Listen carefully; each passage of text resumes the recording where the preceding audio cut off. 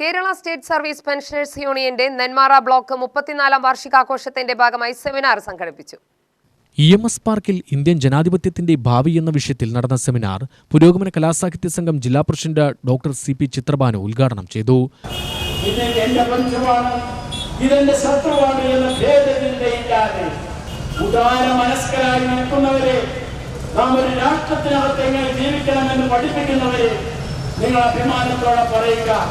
വസുദൈവ കുടുംബകം. അല്ലാതെ ശത്രുവായ ഒരു രാജ്യത്തെ ജനതയെ മാറ്റി നിൽക്കുന്നവന് എങ്ങനെയാണ് വസുദൈവ കുടുംബകം എന്ന് പറയാൻ കഴിയും? നിങ്ങളോർക്കുക, നമ്മുടെ പ്രഭാഷകന്മാർ ഭാരതീയ പാരമ്പര്യത്തെ ഉയർത്തിപ്പിടിച്ചുകൊണ്ട് പറയും, ഈ മാതൃരാജ്യം എന്ന് പറയുന്നത് സ്വർഗത്തെക്കാൾ വിലയതാണ് എന്ന് ഞാൻ കരുതുന്നു എന്ന്.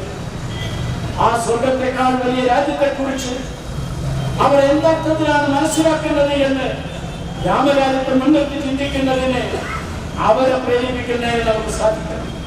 ബ്ലോക്ക് പ്രസിഡന്റ് ബെന്നിസ് കറിയ അധ്യക്ഷത വഹിച്ചു.